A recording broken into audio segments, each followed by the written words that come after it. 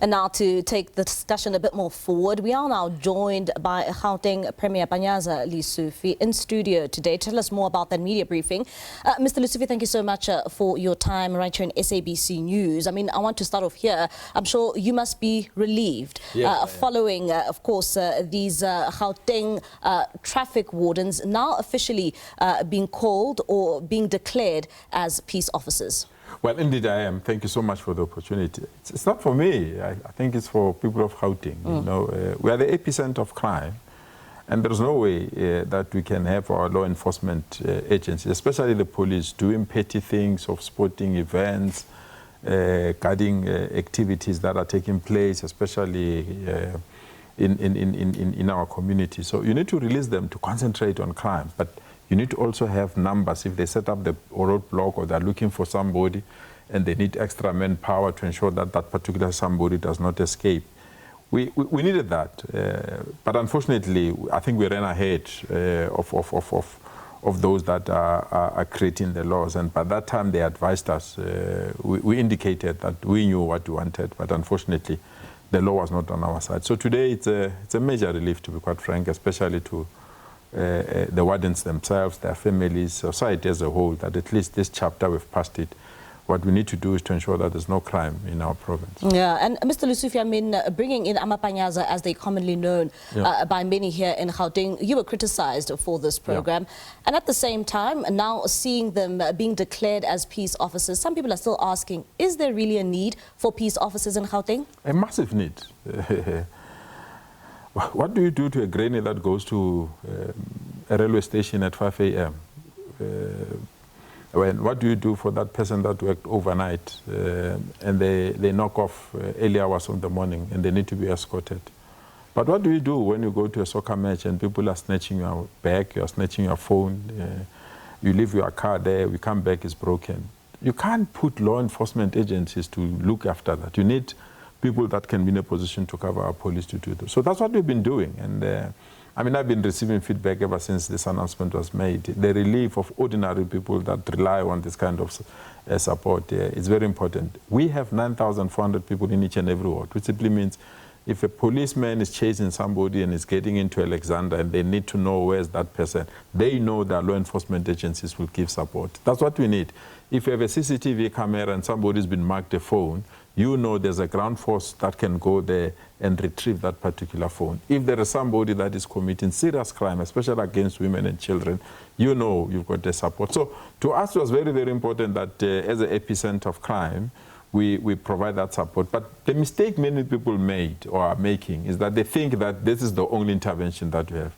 We have given policemen 250 cars as the Gauteng government. We have given the SAPS to fight cash heist and serious crime 3 helicopters. We have ensured that each and every area have CCTV cameras across the province. We've got 13,000 of that. So we're not just putting this wardens. It was a package of how do we fight crime and how do we support law enforcement agencies.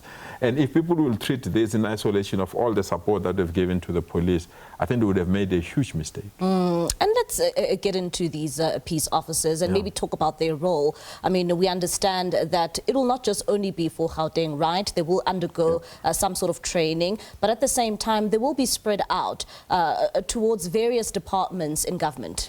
Indeed. I think training is key. We have 4 problems that I can say are Gauteng problems. One is land invasion. There are many people that invade land and overnight you see a new informal settlement come. 2 is infrastructure that has been attacked. How many times where people can't have electricity because there's cable theft or traffic lights are not working because there's cable theft. So we need a unit that needs to protect this infrastructure. Thirdly, it's mass events. You know, if you have concert, you've got sporting events, you've got all these things, you need extra support to ensure that people are safe. I mean, we're about to host Leaf Golf. It's a World Cup golf that is going to be here. You don't want people to be marked when they're going to go to buy food or buy something. Fourthly, which is to me very important, is drugs. And safeguarding of people that are taking our women and children in terms of GBV. So you need a force that can be trained to respond to that issues. Now that we've got the authority that has been bestowed on us, then we have to take them into intensive training, because we could not train them before until we've got clarity on their legality, their standing in society. And I'm really excited that the Minister of Justice and Constitutional Development, as well as the Minister of Police, they've given us this go-ahead. Now they have to be trained properly so that they can be professional in their approach and they can understand the work that has been assigned to them.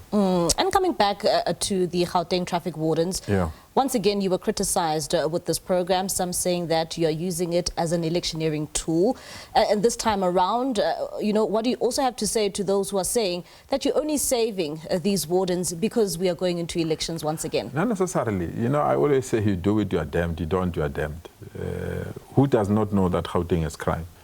So we must fold our arms and say, because we'll be criticized, don't put additional resources. And that is why I say many people make a mistake to think the intervention was about this recruitment only. I spoke about 250 cars every year that we give to the police, so that each and every police station can be. Why I'm not accused of electioneering that.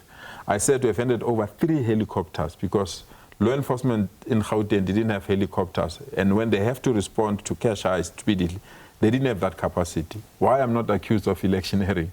We said we are going to put CCTV cameras in major roads. We've got almost 18,000 CCTV cameras.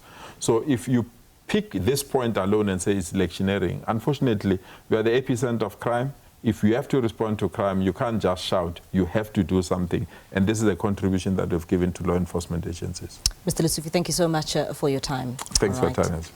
That is Gauteng Premier there, Panyaza Lesufi, just giving us an insight in terms of the declaration of those 9,000 wardens in Gauteng, which have now been declared as peace officers.